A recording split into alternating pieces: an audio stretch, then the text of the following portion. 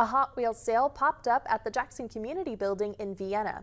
The proceeds for the event will be going to a good cause by helping to benefit the West Virginia University Children's Hospital.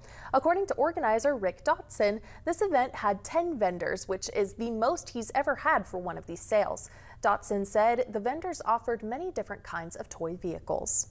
Have all the Dollar General exclusives that everybody's looking for. We got Target exclusives that you can only buy at Target.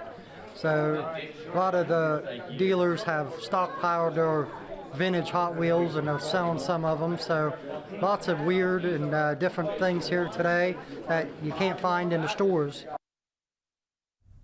Dotson added that he plans to hold 2 more of these sales, with one in June and one in September.